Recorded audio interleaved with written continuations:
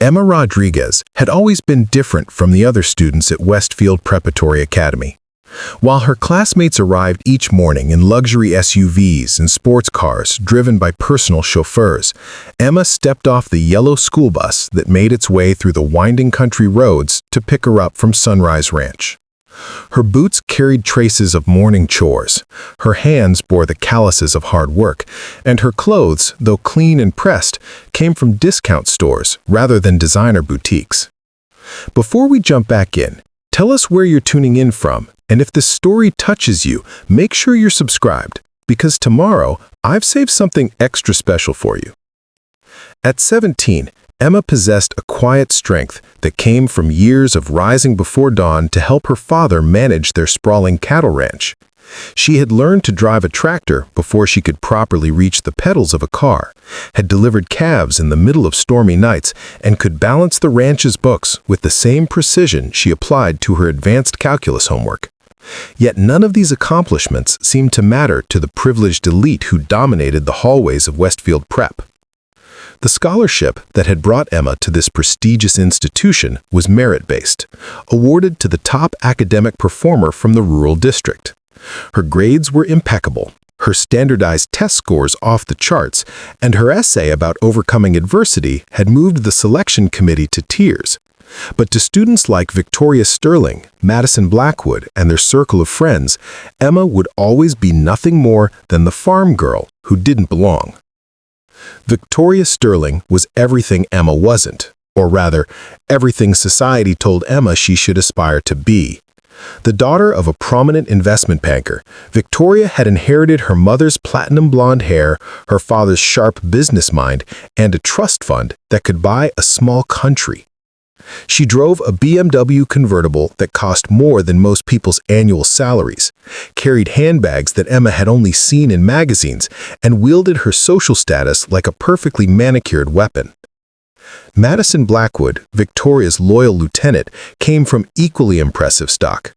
Her family owned a chain of luxury hotels across the country, and Madison had spent her summers not working part-time jobs like Emma, but jet-setting between family properties in the Hamptons, Aspen, and Martha's Vineyard. She had never known want, never understood struggle, and viewed Emma's presence at their exclusive school as an amusing curiosity at best and a personal affront at worst. The dynamic between Emma and the popular crowd had been established from her very first day at Westfield Prep. While other students had clustered around Victoria and Madison, drawn to their wealth and status like moths to a flame, Emma had quietly taken her seat in the back of the classroom and focused on her studies. She wasn't trying to make enemies, but she wasn't going to compromise her values or pretend to be something she wasn't just to fit in. Emma's best friend at school was Marcus Chen, another scholarship student whose parents had immigrated from Taiwan and worked 18-hour days running a small restaurant downtown. Marcus understood the pressure of representing not just himself, but his entire family's dreams and sacrifices. Together, Emma and Marcus formed an unlikely alliance, two outsiders who refused to let the privileged majority dim their ambitions. "You know they're just jealous, right?" Marcus had told Emma one afternoon as they sat in the library, surrounded by their textbooks while Victoria's group laughed loudly at a nearby table. "They've never had to work for anything in their lives. They don't understand what it means to earn something." Emma had smiled at her friend's loyalty, but she knew it wasn't that simple. The divide between her and students like Victoria wasn't just about money. It was about two completely different worlds that had somehow collided within the walls of Westfield Prep. Victoria's world was of country clubs and charity galas, of spring breaks in Europe and summers in private camps that cost more than Emma's family's annual grocery budget. Emma's world was one of pre-dawn feedings and hay bales, of community barbecues and church potlucks, of finding joy in simple pleasures and strength in hard work. The tension had been building for months, manifesting in small slights and subtle cruelties. Victoria would wrinkle her nose when Emma passed by, making comments about barnyard smells, just loud enough for Emma to hear. Madison would purposely bump into Emma in the hallways, then apologize with fake sweetness while her friends snickered in the background. They excluded Emma from group projects when possible, whispered behind her back, and made sure she knew exactly where she stood in the social hierarchy of Westfield Prep. But Emma had endured it all with grace and dignity, focusing on her grades and her future rather than their petty games. She had a plan: graduate as valedictorian, earn a full scholarship to Stanford, and become a veterinarian specializing in large animal medicine. She would return to her community, help other ranch families, and build a life she could be proud of. Their approval wasn't necessary for her success, and she refused to let their cruelty derail her dreams. What Emma didn't know was that her quiet resilience and unwavering focus on her goals was driving Victoria and Madison to distraction. They were used to being the center of attention, used to others seeking their approval and fearing their displeasure. Emma's indifference to their social games was not just frustrating, it was a direct challenge to everything they believed about their own importance. The breaking point was approaching, and it would come on a day that started like any other, but would change everything for all of them involved. The morning of April 15th dawned crisp and clear, with the kind of spring sunshine that made everything seem possible. Emma had woken at her usual 5:30 a.m. to help her father, Miguel Rodriguez, with the morning feeding before school. The cattle were restless, sensing the changing weather, and it had taken longer than usual to get them settled. By the time Emma had showered, changed into her school clothes, and grabbed her backpack, she was running 15 minutes behind schedule. Her outfit for the day was special, not because it was expensive, but because it represented something important. The pale blue sundress with tiny white flowers had been a gift from her grandmother, Rosa, who had saved for months to buy it for Emma's 17th birthday. It was the nicest dress Emma owned, and she had been saving it for the spring honors ceremony where she would be recognized for maintaining a 4.0 GPA throughout her junior year. "Mihija, you look beautiful," her father had said as she rushed through the kitchen, grabbing a piece of toast in her lunch bag. Miguel Rodriguez was a man of few words, but when he spoke, every syllable carried weight. He had worked his entire life to build Sunrise Ranch from a small, struggling operation into one of the most successful cattle ranches in the region. His hands were rough from decades of hard labor, his face weathered by sun and wind, but his eyes held an intelligence and determination that had been passed down to his daughter.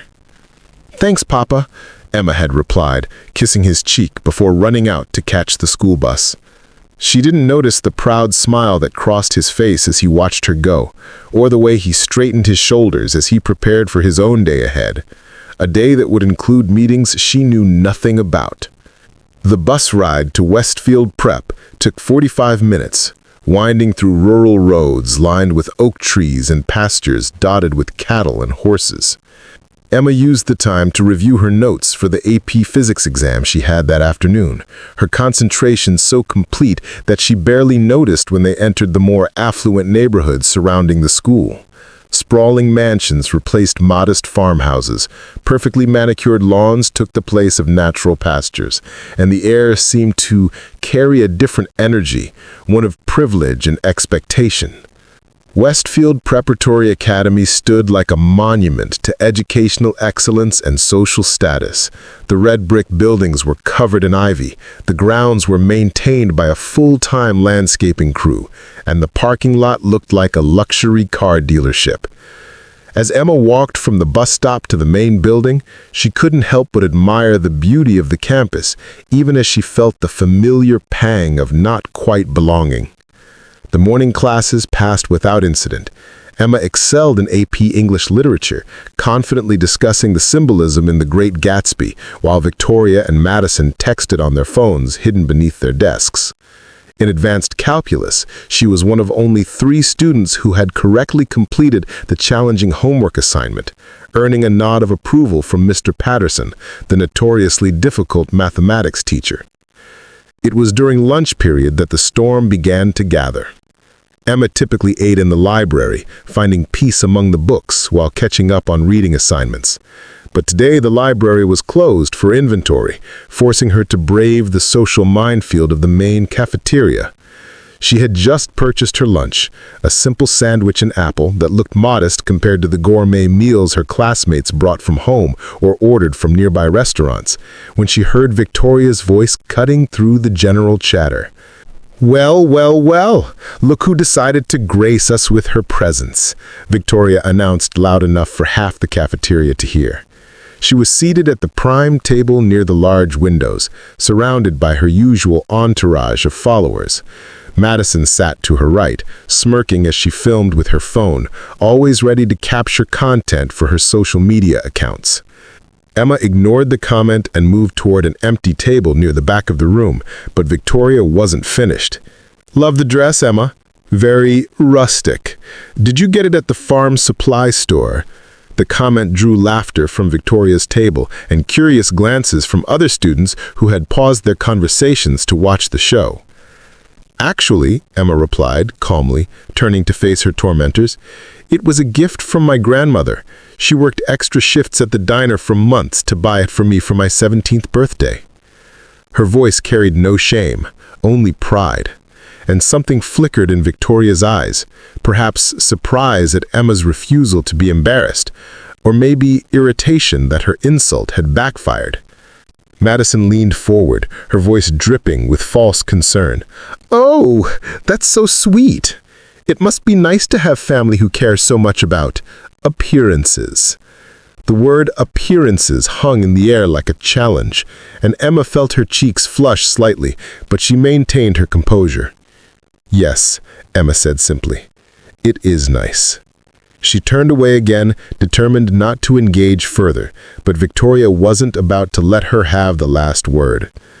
"You know, Emma," Victoria called out, standing up from her table, "I've been thinking.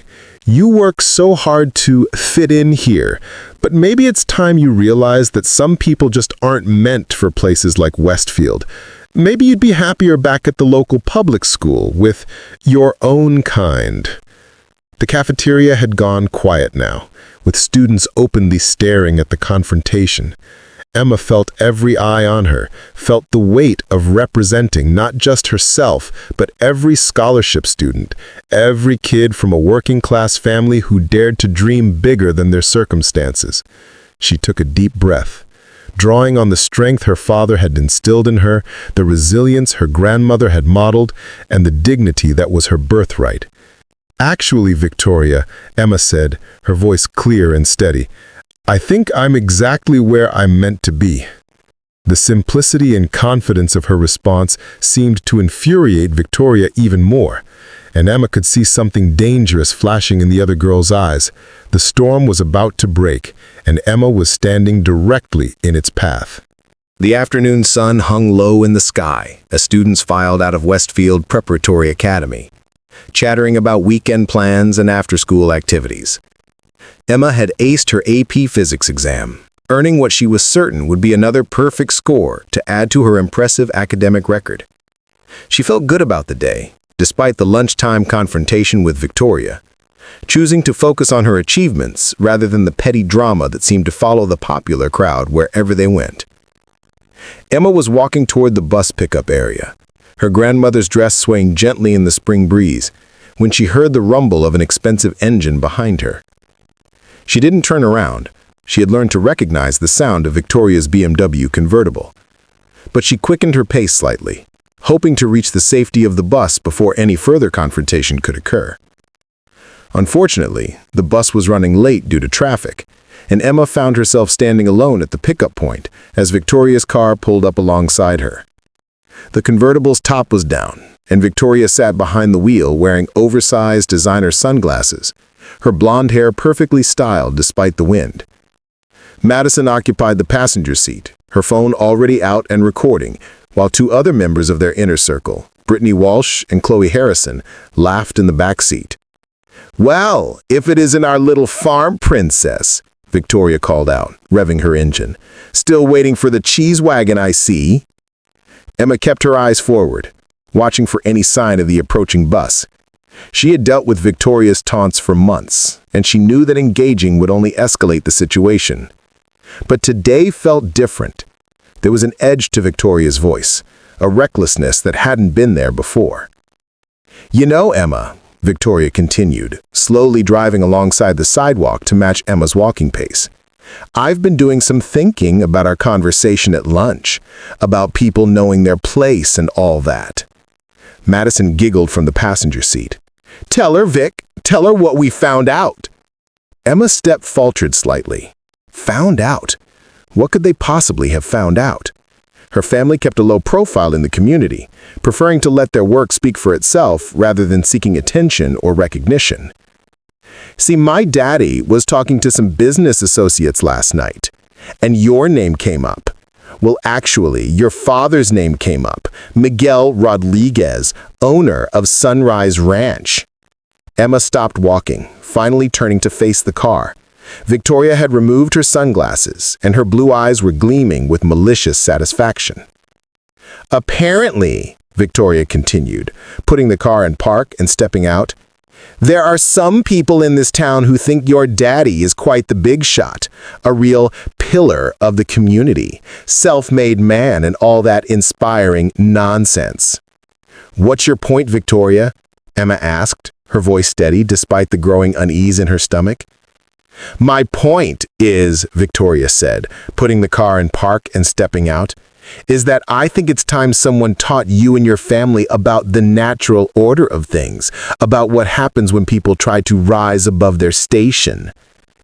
The other girls had gotten out of the car as well, forming a semicircle around Emma.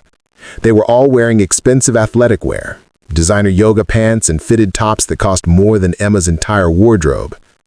But it wasn't their clothes that worried Emma. It was the calculated cruelty in their expressions. "You see, Emma," Madison said, pulling out her phone and starting to film, "we've decided that you need a little attitude adjustment, a reminder of where you come from." Before Emma could react, Victoria had grabbed a large water bottle from her car. But as she unscrewed the cap, she realized it wasn't filled with water. The liquid inside was dark and murky, and the smell that wafted from it made her stomach turn. It was mud, thick, dirty puddled water mixed with soil from the recent rains. "Victoria, don't—" Emma started to say, but it was too late.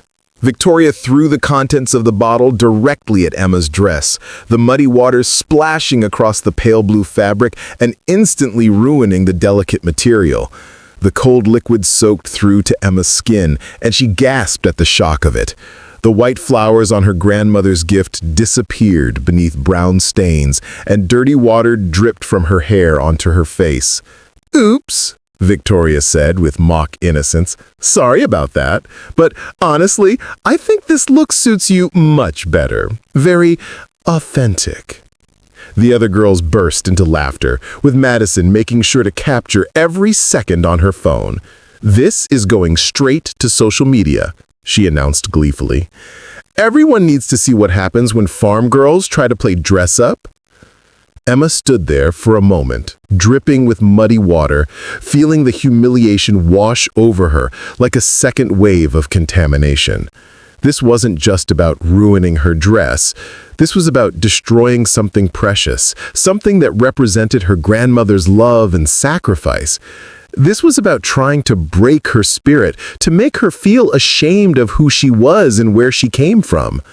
But as Emma looked at Victoria's satisfied smirk, as she heard the cruel laughter of the other girls, something crystallized inside her.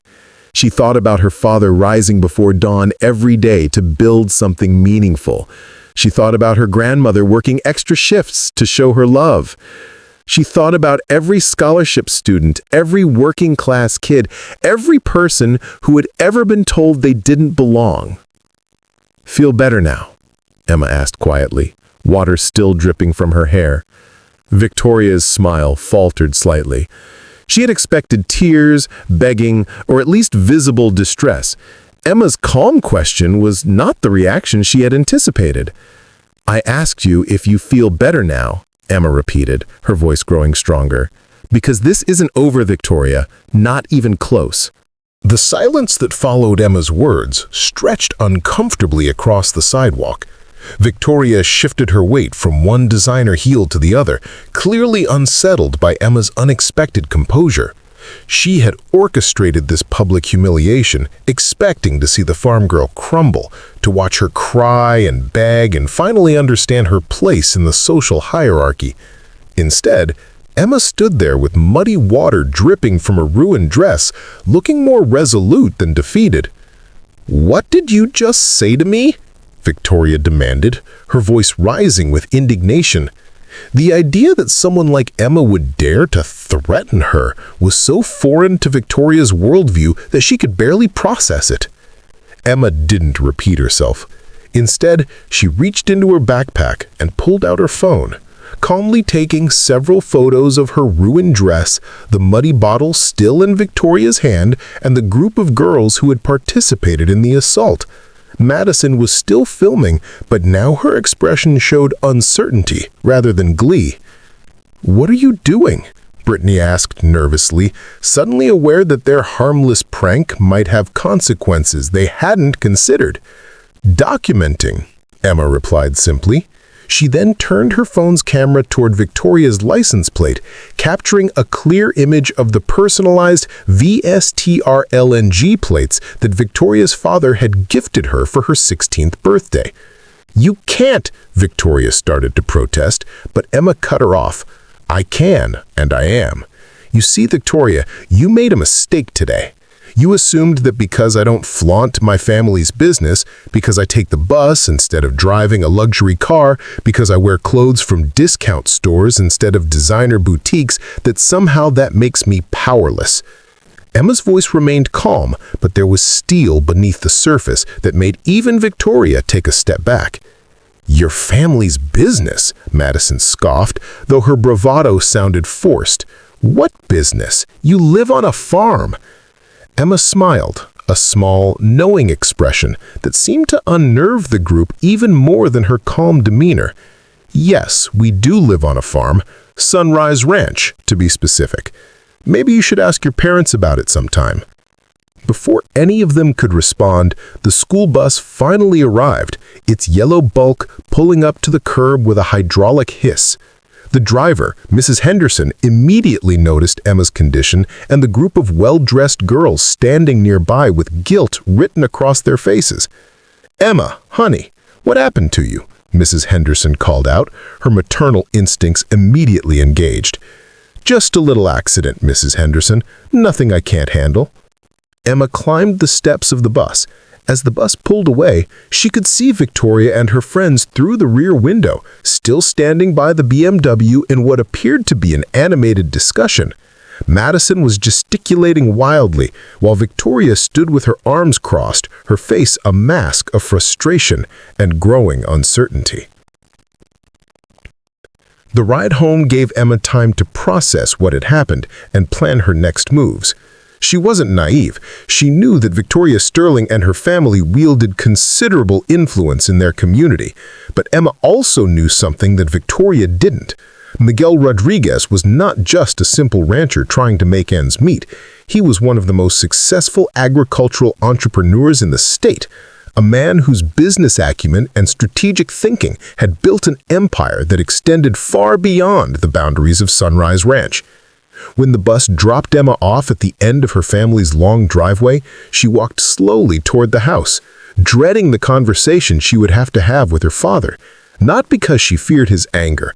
Miguel Rodriguez had never raised his voice to his daughter in her entire life, but because she knew how much it would hurt him to see what had been done to his little girl. The ranch house sat at the center of a sprawling operation that most people never saw in its entirety. Beyond the main residence, which was modest but comfortable, lay miles of fencing that enclosed some of the finest grazing land in the region. The barns and outbuildings were state-of-the-art, housing equipment worth millions of dollars and livestock that represented generations of careful breeding and investment. Miguel was in his office when Emma arrived, sitting behind a large oak desk that had belonged to his own father.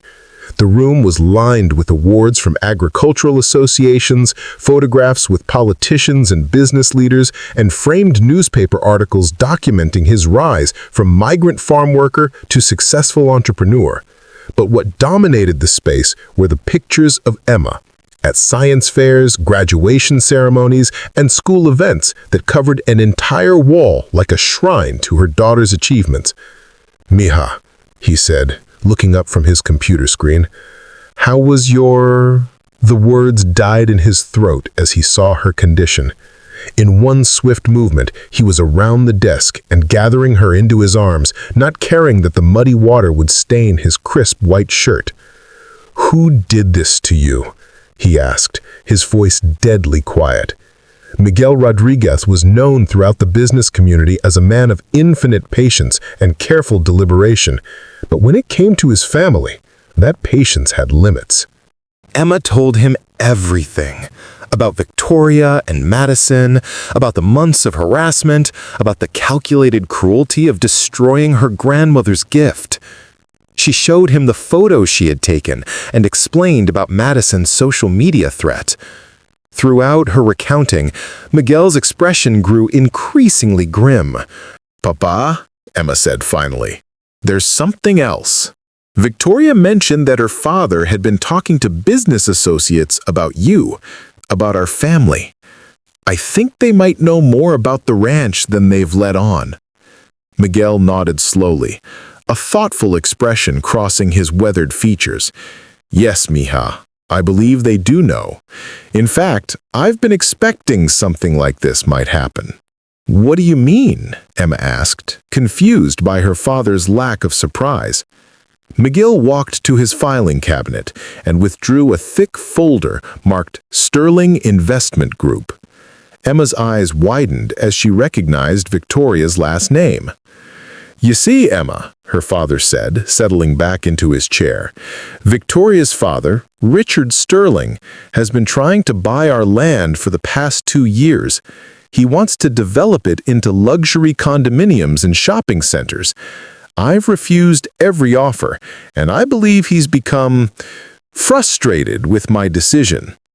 Emma felt the pieces of a larger puzzle beginning to fall into place. "So you think Victoria did this because her father told her to?" "No, mija. I think Victoria did this because she's a spoiled child who has never been told no. But I also think the timing is not a coincidence. Richard Sterling is not a man who accepts defeat gracefully, and if he can't get our land through business negotiations, he might try other methods." Miguel opened the folder and spread several documents across his desk. Emma could see contracts, financial statements, and what appeared to be architectural plans for a massive development project. At the bottom of one document, she spotted a familiar logo, the same symbol she had seen on the letterhead of her scholarship notification. "Papa," she said slowly, "what is the Rodriguez Foundation?" Her father smiled, the first genuine expression of joy she had seen from him since arriving home. "That, mija, is why I have been so patient with the Sterling family's harassment. And that is why what happened to you today is going to have consequences that Victoria Sterling could never have imagined."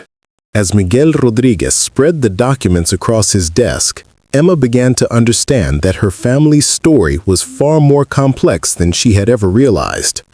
The Rodriguez Foundation, established 15 years earlier, was not just a charitable organization, it was one of the largest providers of educational scholarships in the state, funding the dreams of hundreds of students from underprivileged backgrounds. "Papa, why didn't you ever tell me about this?" Emma asked, studying the financial statements that showed annual disbursements in the millions of dollars. Miguel leaned back in his chair, his eyes growing distant as he remembered. "When I first came to this country, mija, I had nothing but the clothes on my back and a willingness to work harder than anyone else. Your mother and I, we picked crops for 12 hours a day, lived in a one-room shack, and saved every penny we could. We dreamed of something better, not just for ourselves, but for you." He pulled out a photograph on his desk, a young couple standing in front of a modest farmhouse, their faces radiating hope and determination despite their worn clothes and work-hardened hands. That was our first home here, the original Sunrise Ranch. 20 acres of scrubland that nobody else wanted. Emma had heard parts of this story before, but never in such detail. She knew her parents had worked hard, but she hadn't understood the magnitude of their transformation from migrant workers to successful entrepreneurs. We grew the ranch slowly, carefully. We reinvested every profit, bought more land when neighboring farms failed, and learned everything we could about modern agricultural techniques. But more importantly, we never forgot where we came from or how difficult it was to climb out of poverty without help. He pulled out another document, the original charter for the Rodriguez Foundation. When the ranch finally became profitable enough to support us comfortably, we established the foundation. We wanted to give other families the opportunities that we had to fight so hard to create. Emma's mind was racing as she absorbed this information. So all these years, while Victoria and Madison have been treating me like I don't belong at Westfield Prep, my family has been paying for their education?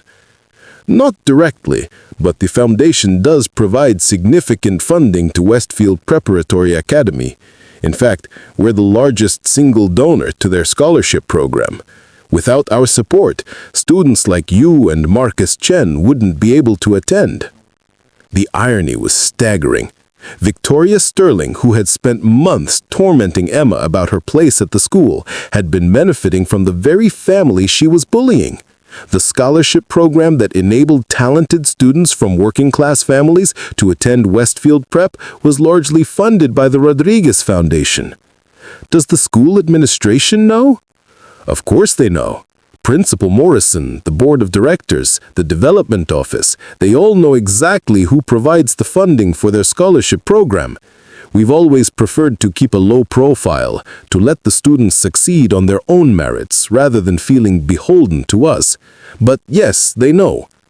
He pulled out his phone and scrolled through his contacts. In fact, I received a call this afternoon from Dr. Harrison, the chairman of Westfield's board of directors. Apparently, someone posted a video on social media showing a scholarship student being humiliated by other students. He was calling to assure me that the school would investigate immediately. Emma felt her stomach drop. Madison posted the video? She did indeed, and within an hour, it had been shared dozens of times. Several parents called the school to complain about the behavior they witnessed, and at least one alumnus has already called Dr. Harrison to express his outrage. As if on cue, Miguel's phone began to ring. The caller ID showed Dr. William Harrison, Westfield Prep. Mr. Rodriguez, I hope I'm not calling at a bad time. I wanted to follow up on our earlier conversation about the incident involving your daughter. Miguel put the phone on speaker so Emma could hear. Not at all, Dr. Harrison. Emma is here with me now. I trust the school has had time to review the situation. We have, and I want to personally apologize for what happened on our campus today. The behavior displayed by those students is absolutely unacceptable and does not reflect the values we try to instill at Westfield Preparatory Academy. Emma could hear papers rustling in the background before Dr. Harrison continued. We've identified all the students involved from the video footage: Victoria Sterling, Madison Blackwood, Brittany Walsh, and Chloe Harrison, who is, I'm embarrassed to say, my own granddaughter. They will all face serious disciplinary action. What kind of disciplinary action? Miguel asked, his tone neutral but firm. Suspension, pending a full review by the disciplinary committee, and I can tell you that the committee will be recommending expulsion for the ringleaders. This type of bullying and assault, because that's what this was, an assault, has no place in our community. Emma felt a mixture of vindication and surprise. She had expected the school to minimize the incident, to protect their wealthy students and their families' continued donations. But it seemed that the combination of video evidence and the Rodriguez Foundation's influence was forcing a different response. Dr. Harrison, Miguel said carefully, I appreciate the school's prompt response. But I need you to understand that this incident didn't happen in a vacuum. My daughter has been subjected to harassment from these students for months. The fact that it escalated to this point suggests that earlier warning signs were ignored. You're absolutely right, Mr. Rodriguez, and that's something we need to address systematically. In fact, I'd like to schedule a meeting with you and Emma to discuss not just this incident, but how we can improve our overall climate and support systems for all students. After they ended the call, Emma looked at her father with a new understanding of the power dynamics at play. The Rodriguez family wasn't just successful, they were influential in ways she had never imagined. But more importantly, they used that influence responsibly to help others rather than to elevate themselves. "What happens now, Papa?" she asked. Miguel smiled, but there was something predatory in his expression. "Now, mija, we have some interesting decisions to make about the future of our relationship with Westfield Preparatory Academy, and about the Sterling family's ongoing attempts to acquire our land." "What do you mean?" "Well," Miguel said, pulling out another folder marked Sterling Development Proposals. It turns out that Richard Sterling's development company has been applying for municipal permits to build their luxury condominiums. Those permits require approval from the County Planning Commission, which includes several members who serve on various boards that benefit from Rodriguez Foundation funding. Emma began to understand the broader chess game her father had been playing. And Mr. Sterling's son just posted a video of his daughter committing assault and battery against the daughter of one of the county's most respected business leaders. That's going to make his permit applications much more difficult to approve. The wheels of justice, Emma realized, sometimes moved in unexpected ways. The next morning arrived with the kind of crisp clarity that follows a storm, and Emma woke to find that her life had been transformed overnight in ways she could never have anticipated. Her phone buzzed constantly with notifications, messages of support from classmates she barely knew, friend requests from students at other schools who had seen the viral video, and surprisingly, several interview requests from local news outlets who had picked up the story. Miguel was already in his office when Emma came downstairs, engaged in what appeared to be a very serious phone conversation. Through the open door, she could hear fragments of discussion about board meetings, funding reviews, and community standards. It was clear that the consequences of yesterday's incident were spreading far beyond the walls of Westfield Preparatory Academy. "Buenos dias, mija," her father said as he ended his call. "I hope you slept well, because today is going to be quite eventful." Emma poured herself a cup of coffee and settled into the chair across from his desk. "What's happening, Papa?" "Well, let's see," Miguel said, consulting a legal pad covered with notes. "Dr. Harrison called at 7 this morning to inform me that Victoria Sterling and Madison Blackwood have been expelled, effective immediately. Brittany Walsh and Chloe Harrison have been suspended for 2 weeks and will be required to complete community service and sensitivity training before being allowed to return." Emma felt a complex mix of emotions. Relief that justice was being served, but also a twinge of guilt about the severity of the consequences. "Expelled? That seems harsh," Miguel interrupted gently. "Emma, what they did to you was not a prank or a moment of poor judgment. It was a calculated assault designed to humiliate you and broadcast that humiliation to the world. The fact that they filmed it and posted it online makes it infinitely worse." He pulled up Madison's social media account on his computer, showing Emma the video that had caused such an uproar. The footage was clear and damning. Victoria throwing the muddy water while laughing, Madison providing commentary about putting farm girls in their place, and the other girls joining in the cruel laughter. The video had been viewed over 50,000 times and shared across multiple platforms. "The comments are particularly enlightening," Miguel said, scrolling down. "It seems that public opinion is not on their side." Emma read over his shoulder, seeing message after message condemning the girl's behavior. Former Westfield students, parents, community leaders, and even complete strangers had weighed in, calling the incident disgusting, unacceptable, and a perfect example of entitled rich kids who've never faced consequences. But Papa, what about their futures? Victoria was planning to attend Yale, and Madison had early admission to Duke. Won't this ruin their college plans? Miguel turned to look at his daughter, his expression serious but not unkind. Emma, I understand your concern, and it speaks well of your character that you can feel compassion even for those who have wronged you. But these young women made choices yesterday, and choices have consequences. The fact that they've lived their entire lives without facing meaningful consequences for their actions is exactly why they felt entitled to treat you the way they did. Before Emma could respond, Miguel's phone rang again. This time the caller ID showed Richard Sterling. Ah, right on schedule, Miguel said with satisfaction. He answered the call with professional courtesy. Good morning, Mr. Sterling. How can I help you? Even from across the desk, Emma could hear the agitation in Richard Sterling's voice as he launched into what sounded like a prepared speech about misunderstandings, teenage mistakes, and overreactions.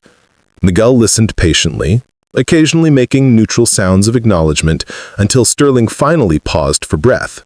Mr. Sterling, Miguel said calmly, I appreciate you calling, but I think you may have misunderstood the situation. Your daughter wasn't expelled because of a misunderstanding or a teenage mistake. She was expelled because she committed assault and battery against my daughter while filming it for social media. The school had no choice but to respond appropriately to her criminal behavior. Criminal behavior? Sterling's voice went up an octave. Now see here, Rodriguez, you're blowing this completely out of proportion. It was just some water. It was muddy water thrown at a 17-year-old girl while she was wearing her grandmother's dress, Mr. Sterling. The dress was ruined, my daughter was humiliated in front of her peers, and your daughter made sure the entire internet could witness her cruelty. I would hardly call that just some water. Emma could hear Sterling's tone shift from indignant to calculating. Look, Miguel. Can I call you Miguel? I understand you're upset. Any father would be. But let's not let one unfortunate incident between teenagers affect the adult's business relationship. I'm sure we can work something out that satisfies everyone. What kind of arrangement did you have in mind, Mr. Sterling? Well, I've been thinking about our previous discussions regarding your land. I'm prepared to increase my offer significantly, 20% above market value with a quick closing and generous terms. That would give you and Emma plenty of resources to start fresh somewhere else, maybe somewhere she'd fit in better socially. The silence that followed was so profound that Emma could hear her own heartbeat. When Miguel finally spoke, his voice was dangerously quiet. Mr. Sterling, did you just suggest that my daughter should leave her home, her school, and her community because your daughter attacked her? Now, that's not what because if that's what you're suggesting, then I think this conversation is over. And I think you should know that my attorney will be filing charges against your daughter this afternoon. Assault and battery, cyberbullying, and intentional infliction of emotional distress. We'll let a jury decide whether throwing muddy water at a teenage girl constitutes just some water. You can't be serious. I'm completely serious, Mr. Sterling, and I think you'll find that the Rodriguez family has considerably more influence in this community than you've given us credit for. Good day. Miguel ended the call and looked at Emma with grim satisfaction. And that, mija, is why bullies like Victoria Sterling believe they can treat people however they want. They've learned from their parents that money and threats can solve any problem. What happens now? Now, we show them that they're wrong. The next few days unfolded like a masterclass in the consequences of unchecked privilege meeting immovable principles. Word of Victoria and Madison's expulsion spread through their social circles like wildfire, creating ripple effects that reached far beyond the walls of Westfield Preparatory Academy. Emma found herself at the center of a media storm she never wanted, but which her father handled with the strategic precision of a man who had spent decades building relationships and influence throughout their community. The first major revelation came on Wednesday morning when the local newspaper published an in-depth article about the Rodriguez Foundation's impact on education in their region. The journalist, Maria Santos, had done her research thoroughly, documenting how Miguel's philanthropy had funded scholarships for over 300 students in the past 15 years, many of whom had gone on to successful careers and returned to help their own communities. "I had no idea," Marcus Chen said to Emma as they sat in the school library during lunch period. "I mean, I knew your family was successful, but this..." He held up the newspaper, showing photographs of scholarship recipients who had become doctors, teachers, engineers, and community leaders. "Emma, your family has literally changed hundreds of lives." Emma still felt uncomfortable with the attention, but she was beginning to understand the broader implications of her father's work. The Rodriguez Foundation wasn't just about giving money to deserving students. It was about breaking cycles of poverty and creating opportunities for entire families to rise above their circumstances. "The article says your foundation has donated over $12 million to educational causes," Marcus continued, his voice filled with awe. "And Victoria Sterling had the nerve to call you a farm girl, like it was an insult." The irony wasn't lost on anyone in their community. Social media had exploded with commentary about privileged students bullying the daughter of one of their region's most generous philanthropists. The hashtag #FarmGirlPride had begun trending, with people sharing their own stories of overcoming class-based discrimination and celebrating the value of hard work and humility. But perhaps the most significant development came that afternoon when Emma was called to Principal Morrison's office for what she assumed would be a routine follow-up about the incident. Instead, she found herself face-to-face with Detective Sarah Martinez from the County Sheriff's Department. "Ms. Rodriguez," Detective Martinez said kindly, "I want you to know that we take assault cases very seriously, especially when they involve minors and cyberbullying. I've reviewed the video evidence, and I believe we have sufficient grounds to proceed with criminal charges." Emma glanced at Dr. Morrison, who nodded encouragingly. "Emma, you don't have to make any decisions right now, but Detective Martinez wanted to explain your options. The district attorney's office has reviewed the case, and they're prepared to file charges for assault, cyberbullying, and destruction of property. The video evidence is very clear, and we have multiple witnesses who saw the incident." Emma felt overwhelmed by the gravity of the situation. What had started as a moment of teenage cruelty was now potentially heading toward criminal court. What would happen to Victoria and Madison if charges are filed? Well, they're both 17, so they would be tried as minors.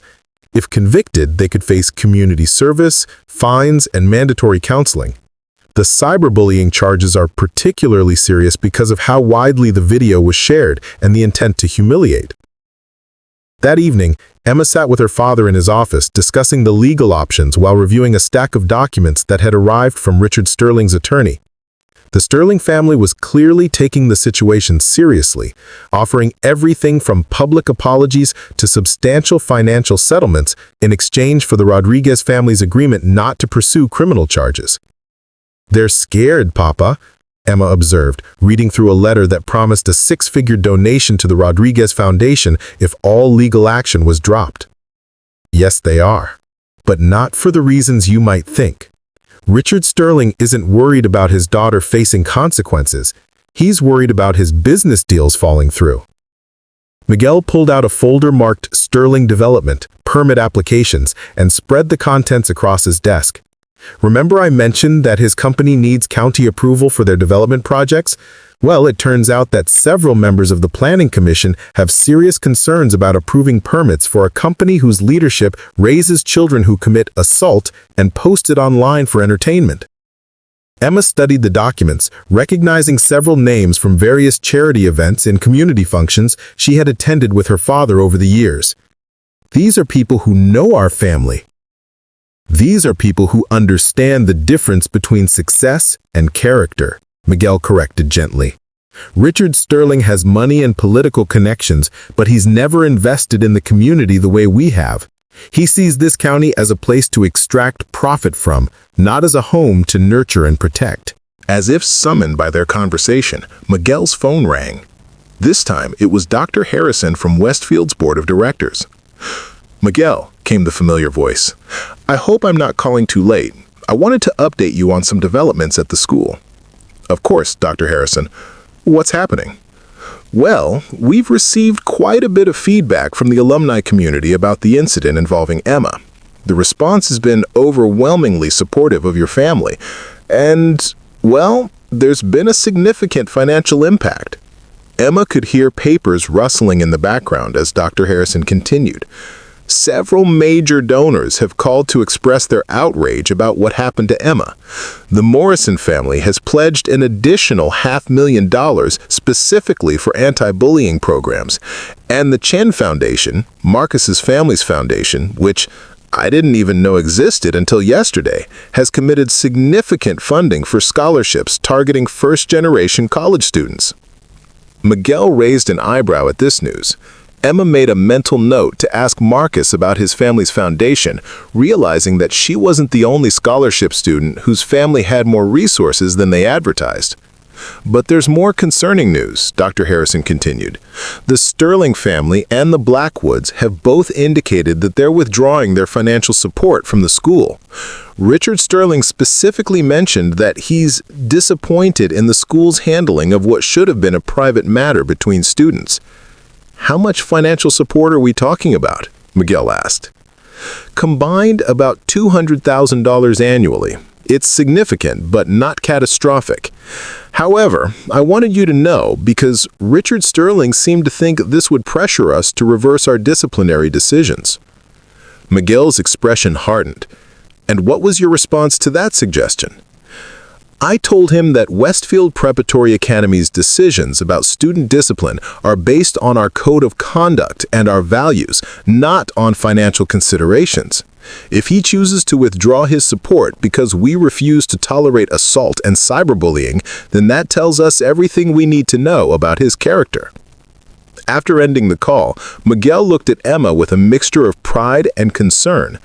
"You understand what's happening here, don't you, mija?" Emma nodded slowly. "Victoria's father is trying to use money to make the consequences go away, just like he's probably done her entire life." "Exactly. And that's why what happens next is so important.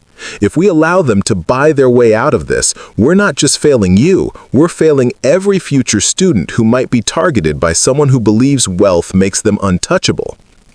Emma thought about all the scholarship students at Westfield, all the kids from working-class families who deserve to pursue their education without fear of harassment or assault. She thought about her grandmother, who had worked extra shifts to buy her that ruined dress. She thought about her father, who had built his success through honest work and then used it to lift others up rather than tear them down. "What do you think we should do, Papa?" Miguel smiled, and Emma recognized the expression from his face during difficult business negotiations. "I think it's time the Sterling family learned that some things in life can't be bought. And I think it's time Victoria and Madison learned that actions have consequences, regardless of how much money their parents have." "So we proceed with the criminal charges?" "We proceed with everything, mija. Criminal charges, civil lawsuit, and a very public demonstration that bullying will not be tolerated in our community, no matter who your parents are." Emma felt a surge of nervous excitement. Justice was coming, and it was going to be more comprehensive than Victoria Sterling had ever imagined. The courthouse steps were crowded with reporters and community members on the morning of Victoria Sterling and Madison Blackwood's arraignment. What should have been a routine juvenile proceeding had attracted statewide attention, thanks largely to the viral video and the subsequent revelations about the Rodriguez family's philanthropic impact. Emma stood beside her father and their attorney, Sarah Chen, Marcus's older sister and a recent graduate of Harvard Law School, who had offered to handle the case pro bono. "Are you ready for this, Emma?" Sarah asked, adjusting her briefcase and checking her watch. "Once we go inside, everything becomes very public and very official." Emma nodded, though she felt far from ready. Over the past week, she had given statements to police, met with prosecutors, and endured countless interviews with school administrators. The shy farm girl who had quietly pursued her education while enduring months of harassment had been thrust into the spotlight as a symbol of standing up against privileged bullies. "Remember," Miguel said quietly, "we're not here for revenge. We're here to ensure that what happened to you doesn't happen to anyone else." Inside the courthouse, the scene was surreal. Victoria Sterling sat with her parents and a team of expensive attorneys, her usual confident demeanor replaced by obvious anxiety. She avoided eye contact with Emma, staring instead at her hands folded in her lap. Madison Blackwood appeared even more distressed, occasionally whispering urgently to her lawyer, while her parents sat stone-faced beside her. The judge, the Honorable Patricia Morales, was known throughout the county for her no-nonsense approach to juvenile cases and her particular intolerance for cyberbullying. She had presided over several high-profile cases involving social media harassment and had established clear precedents about treating online assault as seriously as physical violence. In the matter of the state versus Victoria Sterling and Madison Blackwood, the defendants are charged with assault in the third degree, cyberbullying, and destruction of property. How do the defendants plead? Victoria's lead attorney, a distinguished man in his 60s who clearly commanded high fees, stood to address the court. "Your Honor, my client pleads not guilty to all charges. We believe this matter has been blown far out of proportion and that the alleged assault was nothing more than a harmless prank between students." Judge Morales's expression remained neutral, but Emma caught a slight tightening around her eyes that suggested she was not impressed with the attorney's characterization of the incident. Madison's attorney entered a similar plea, adding that his client was deeply remorseful for any misunderstanding and had been caught up in peer pressure. The prosecutor, District Attorney Michael Rodriguez, no relation to the Emma family despite the shared surname, stood to present the state's case. "Your Honor, this was not a prank or a misunderstanding. This was a calculated assault designed to humiliate the victim and broadcast that humiliation to the world. The defendants filmed themselves committing this crime and then posted the video online with commentary specifically designed to maximize the victim's embarrassment and social isolation." DA Rodriguez played the video for the court, and Emma felt her cheeks burn with renewed humiliation as she watched herself being doused with muddy water while Victoria and Madison laughed. But this time, she also felt something else. A steely determination to ensure that no other student would have to endure what she had experienced. "Furthermore, Your Honor," the prosecutor continued, "this incident took place in the context of months of ongoing harassment and bullying. The defendants used their social and economic privilege to systematically torment a scholarship student, culminating in this public assault." After hearing arguments from both sides, Judge Morales set a trial date for 6 weeks later and established conditions for the defendants' release. Both Victoria and Madison were required to stay away from Westfield Preparatory Academy, surrender their social media accounts to court supervision, and complete community service while awaiting trial. But the real drama unfolded outside the courthouse, where reporters had gathered to cover what had become known as the scholarship student assault case. Richard Sterling made the mistake of agreeing to speak with the media, apparently believing he could control the narrative. "This whole situation has been blown completely out of proportion," Sterling declared to the gathered cameras. "My daughter is a good kid who made a mistake. The Rodriguez family is using their political connections to destroy a 17-year-old girl's future over what amounts to getting her dress dirty." The reporters immediately pounced on this statement, asking pointed questions about Sterling's own business practices and his attempts to acquire the Rodriguez family's land. When asked whether he thought filming and posting an assault was appropriate behavior, Sterling's composure began to crack. "Look, kids today live their whole lives on social media," he snapped. "Everything gets posted online. That doesn't make it criminal." Emma watched from across the courthouse steps as Sterling's public relations disaster unfolded in real time. With each defensive answer, he revealed more about his character and his family's sense of entitlement. When a reporter asked whether he had offered money to make the charges disappear, Sterling's denial was so unconvincing that several journalists immediately began taking notes. The final blow came when Maria Santos, the reporter who had written the newspaper article about the Rodriguez Foundation, asked Sterling directly, "Mr. Sterling, did you know that your daughter was bullying the daughter of the family whose foundation provides the largest scholarship fund at Westfield Preparatory Academy?" Sterling's face went through a series of expressions: confusion, realization, and finally, barely controlled rage. That's not relevant to this case," he stammered. "Isn't it relevant that your daughter was harassing a student whose family has donated millions of dollars to help kids like your daughter get a quality education?" Santos pressed. "My daughter doesn't need charity," Sterling exploded, finally revealing the classist attitudes that had shaped Victoria's behavior. "We pay full tuition. We don't need handouts from... He seemed to catch himself before saying something even more damaging, but the implication hung in the air. The video of Richard Sterling's meltdown was online within hours, further damaging his family's reputation and providing additional context for Victoria's sense of superiority over scholarship students. Emma realized that her father had been right. This case was about much more than one incident of bullying. It was about confronting a system that allowed wealth to shield people from the consequences of their actions. That evening, as Emma and Miguel watched the news coverage of the day's events, Emma's phone buzzed with a text message from an unknown number. The message was short but powerful. "Thank you for standing up for all of us. You're braver than you know.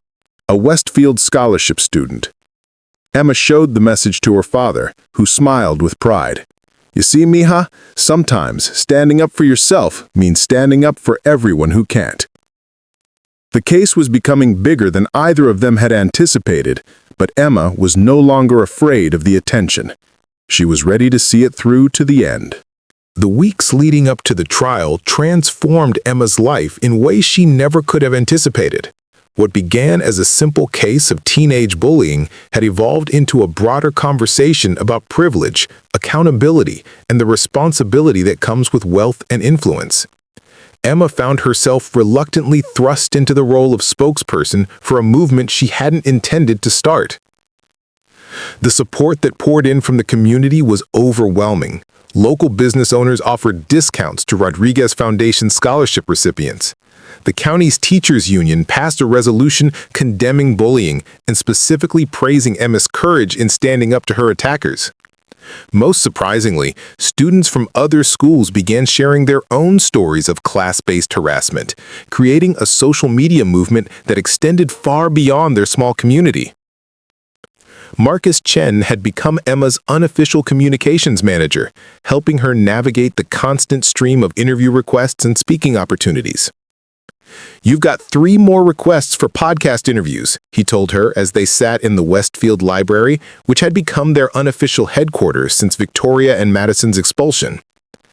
"I don't know, Marcus," Emma replied, looking through a stack of letters from supporters across the country. "I just wanted to finish my junior year quietly and focus on my college applications. I never asked to become some kind of activist." "Maybe," Marcus said thoughtfully. "But sometimes the universe has other plans.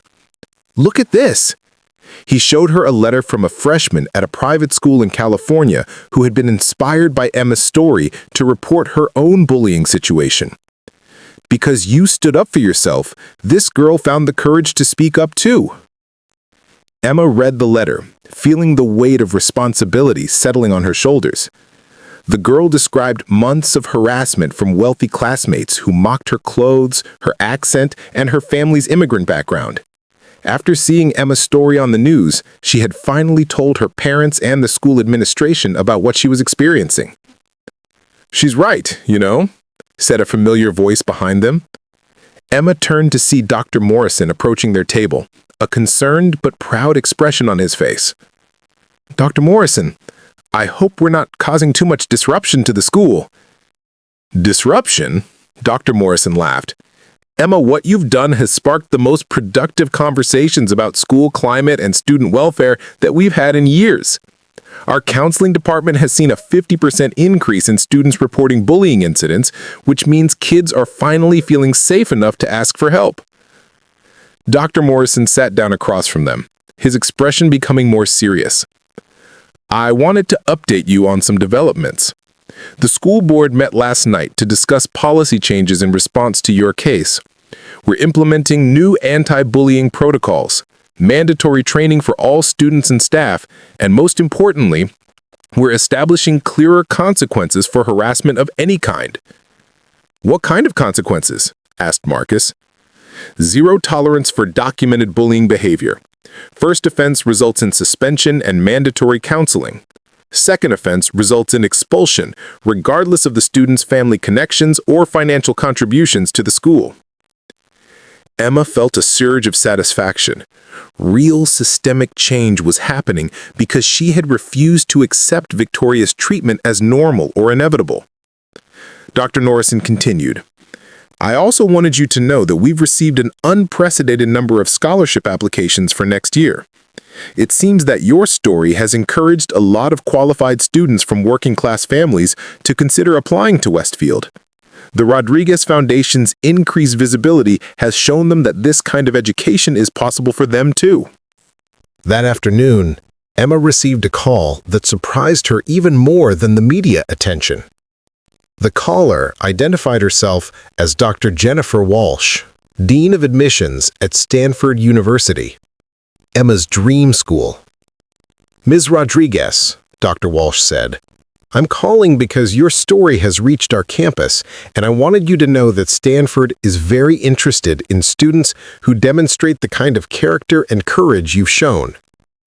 Emma's heart raced.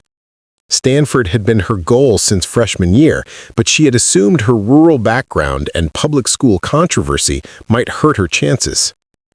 "I understand you're still a junior, but I wanted to personally encourage you to apply early decision when the time comes.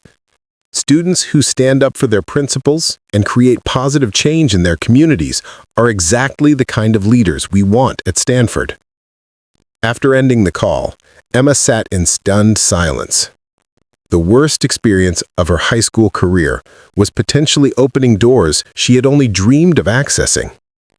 Miguel found her that evening, sitting on the porch swing, staring out at the pastures where their cattle grazed peacefully in the fading sunlight. The simple beauty of the ranch provided a stark contrast to the media circus that had surrounded their family for weeks. "Heavy thoughts, mija?" he asked, settling beside her on the swing. "I keep thinking about Victoria and Madison," Emma said quietly. "Their trial starts next week, and I can't help feeling sorry for them, even after everything they did." Miguel nodded understandingly. "Compassion for those who have wronged you is a sign of maturity, Emma. But remember, feeling sorry for them doesn't mean excusing their behavior or accepting less than full accountability." "I know, Papa. It's just, their lives are ruined. Victoria lost her admission to Yale, Madison's family is fighting to keep her out of juvenile detention, and both their families' reputations are destroyed." "Those are consequences of their own choices," Miguel reminded her gently. "How many other students do you think they might have tormented if you hadn't stood up to them?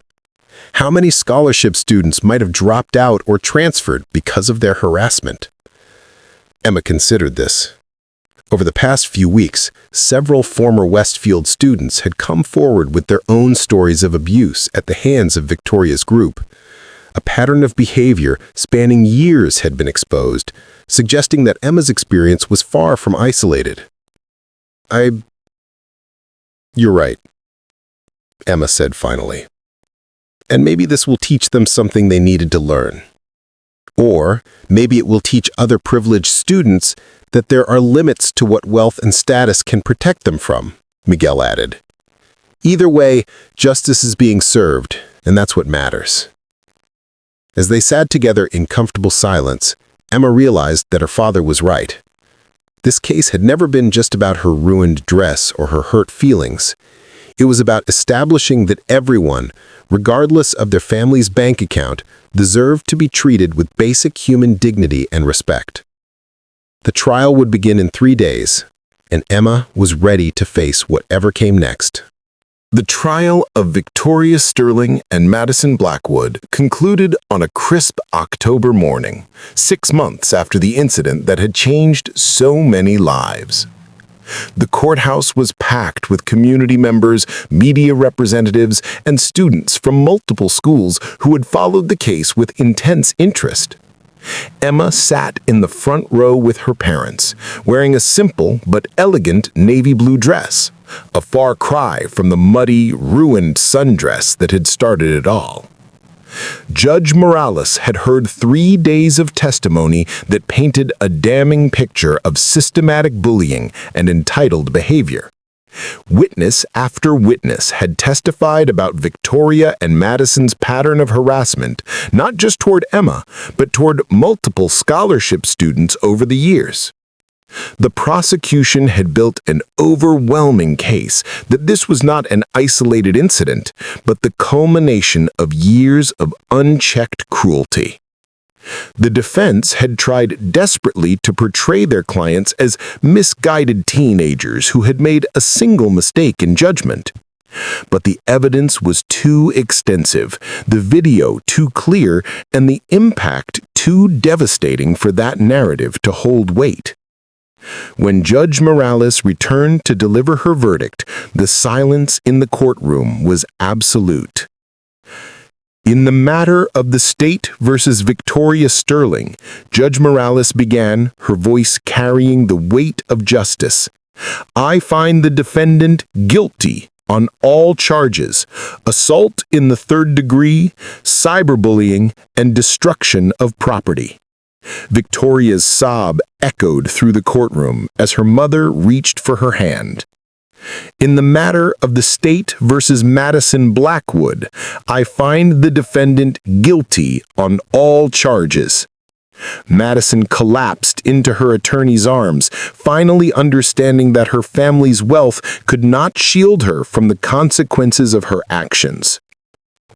Judge Morales continued with the sentencing. The defendants will serve 6 months in juvenile detention, followed by 2 years of supervised probation. They will complete 500 hours of community service, specifically working with anti-bullying organizations, and they will participate in mandatory counseling focused on empathy development and understanding the impact of privilege. The judge's final words resonated through the packed courtroom. Let this case serve as a clear message that in this jurisdiction, no amount of wealth or social status will protect anyone from facing consequences for assault, harassment, and the deliberate cruelty toward others. After the trial, Emma found herself surrounded by reporters once again, but this time she felt different. The shy farm girl who had once hidden in the back of classrooms had grown into a confident young woman who understood the power of her voice and the importance of using it. Emma, called out Maria Santos, the journalist who had first brought the Rodriguez Foundation's story to light. How do you feel about today's verdict? Emma took a deep breath, thinking carefully about her words. I feel like justice has been served, not just for me, but for every student who has ever been bullied because of their background or their family's financial situation.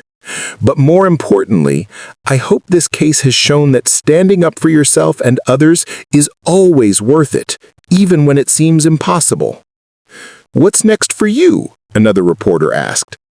Emma smiled, thinking about the acceptance letter she had received from Stanford just 2 weeks ago, a full scholarship, naturally, funded by the Rodriguez Foundation's partnership with the university. I'm going to keep studying, keep working hard, and keep fighting for students who need someone in their corner. This case taught me that sometimes the most important battles are the ones you never intended to fight. As the crowd began to disperse, Emma noticed Victoria Sterling sitting alone on a bench outside the courthouse, her parents engaged in heated conversation with their attorneys several yards away. Against her better judgment, Emma approached her former tormentor. "Victoria?" Emma said quietly. Victoria looked up, her eyes red with tears and shame. "Emma, I'm so sorry. I know that doesn't mean anything now, but I need you to know that I'm sorry for everything. Not just the dress, but everything." Emma studied Victoria's face, seeing genuine remorse for the first time since she had known her. "I believe you are sorry, Victoria, and I hope you learn from this. I hope you become the person you have the potential to be." "I will," Victoria whispered. "I promise I will." 3 years later, Emma Rodriguez graduated as valedictorian from Stanford University with a degree in agricultural science and a minor in social justice.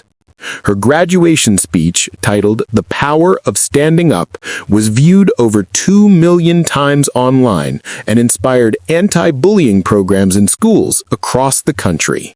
Victoria Sterling, after completing her sentence in community service, enrolled in a state university where she studied social work and dedicated herself to anti-bullying advocacy. She often spoke at high schools about the consequences of privilege without responsibility, using her own story as a cautionary tale. Madison Blackwood chose a different path, completing her sentence quietly and moving across the country to start fresh. She never spoke publicly about the case, but those who knew her said she had become a much more thoughtful and empathetic person. The Rodriguez Foundation continued to grow, eventually expanding its mission to include anti-bullying programs and character development initiatives in schools nationwide. Miguel Rodriguez was invited to speak at educational conferences around the world, sharing his philosophy that true success means lifting others up rather than keeping them down. Westfield Preparatory Academy became a model for inclusive education, with their anti-bullying policies being adopted by schools throughout the state.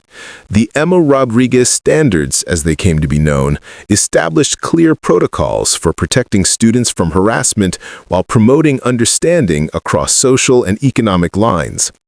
And Emma? She returned to her community as she had always planned, but with a much broader impact than she had ever imagined. As a successful veterinarian specializing in large animal medicine, she served the ranching families who had shaped her childhood. But she also continued her advocacy work, speaking at schools and conferences about the importance of standing up to bullying and the power that comes from knowing your own worth.